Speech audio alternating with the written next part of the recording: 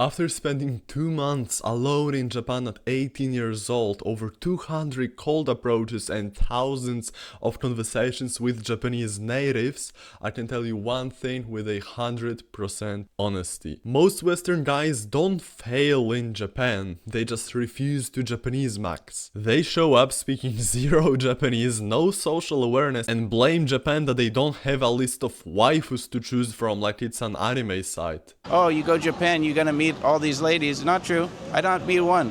Not meet one lady. I hearing like, oh, Japan lady, they love white men. I asked many tens of thousands of ladies, and they all not dating me. You can't get a wife anymore. Meanwhile, the guys who level up even a little unlock a whole different Japan. So in this video I'm breaking down why Japanesemaxxing works so well in Japan, and why the people who talk trash about Japan are usually the ones who try the least. So, what is Japanesemaxxing? How is it different to simply studying Japanese? Well, I could compare it to the difference between building an aesthetic physique and a powerlifting physique. Japanesemaxxing is like building the aesthetic physique that attracts girls, that makes your dating life easier, you're simply more attractive. Whilst the bodybuilder physique just gets you as big as you can, as strong as you can, but not necessarily that aesthetic, doesn't necessarily help you in your dating life. But whilst Japanesemaxxing, you're not just getting bigger,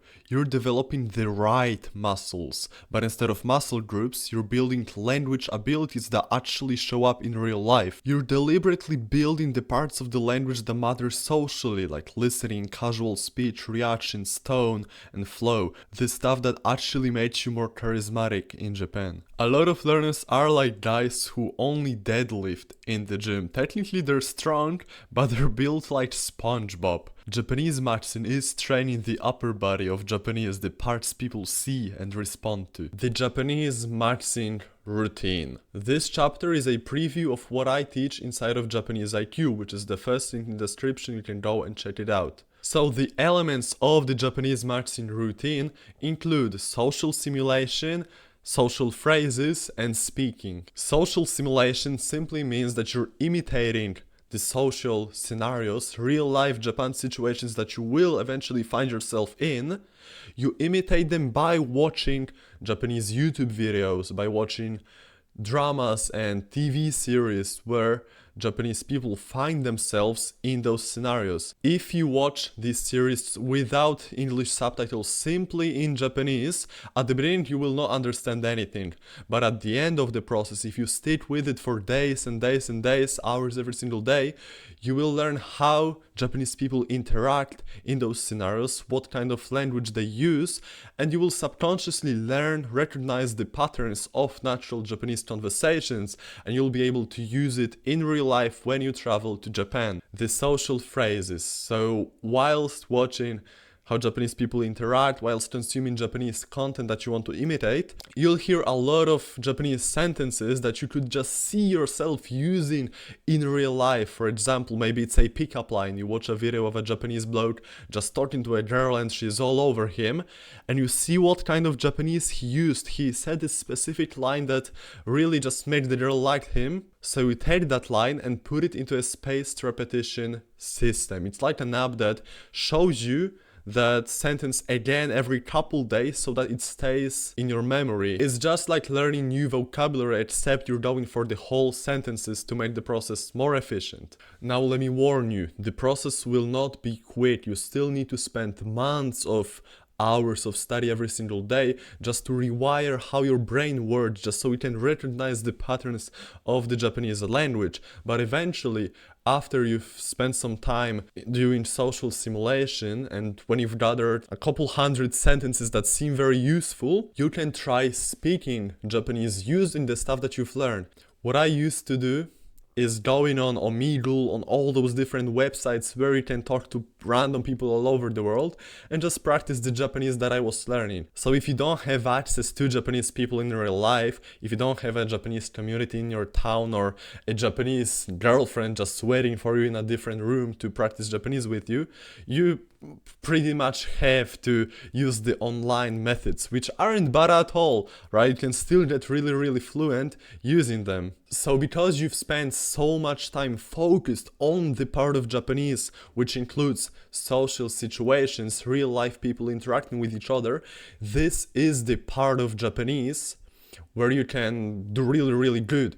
You don't have that amazing fluency overall, but in that specific part of language, that specific area, you've mastered it. You've watched hundreds of hours of content, and so when you go and speak to Japanese people just about normal everyday topics online or in real life, you will be actually able to hold the conversation, connect on a deeper level, and prepare and practice for the real game, which will be traveling to Japan and doing all of this stuff in person in real life. So the speaking part, you will not be able to implement it straight away, but after some time it will come naturally to you. The sentences that you've been learning, the content that you've been watching, doing the social simulation, it will pay off and speaking will come as the natural process. Every hour you spend doing this routine will unlock more and more of Japanese interactions to you.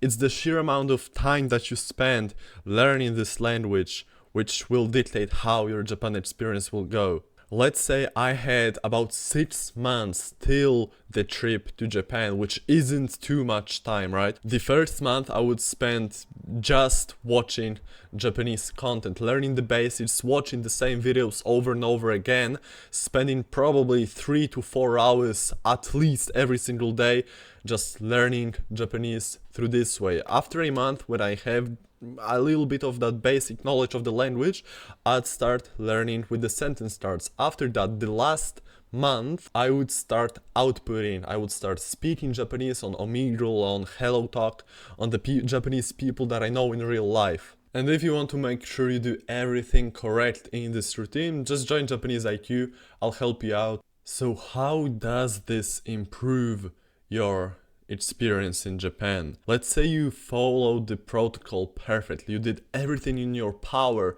for 6 to 12 months before traveling to Japan, you've learned a lot of the language. If you spend hours every single day doing focused study, there's no reason why you shouldn't be able to hold conversations and make Japanese friends in Japan. And maybe you're even raising up some Japanese girls because you've learned all the pickup lines. You have this confidence. You've learned not just how to be correct or do grammar exercises. You've learned Japanese charisma. This is why I'm so grateful I found out this whole process, right? I went to Japan. I didn't know perfect kanji, I didn't know how to read Japanese perfectly. But in the daily conversations, in the dating world, I was doing really good, right? Talking to hundreds of girls, just approaching everybody, laughing, getting along, making Japanese friends. I had a blast, even though I used to be kind of still am an introvert, but because I have so much motivation to practice the language, to speak to these people, in Japan, I turned into an extrovert, right? And the best experiences that I had was actually hanging out with other guys who also studied some Japanese, and we were able to do all those social interactions together. So teaming up boosts your success so much, right? You absorb the confidence of the person that's with you. So for example, when I helped my client Paul alone, before he met me, he didn't really speak to anybody, but after meeting me, just one day later, he was approaching Japanese girls.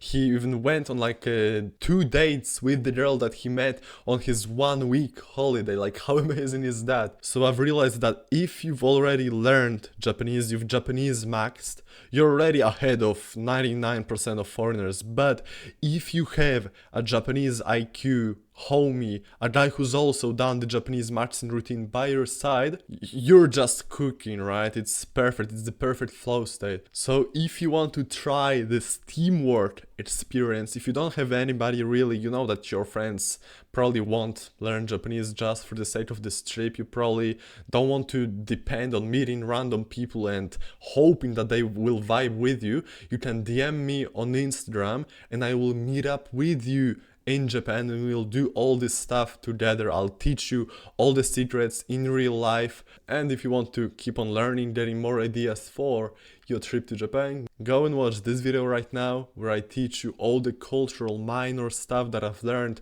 that helped me socialize in Japan. Thank you for watching and see ya.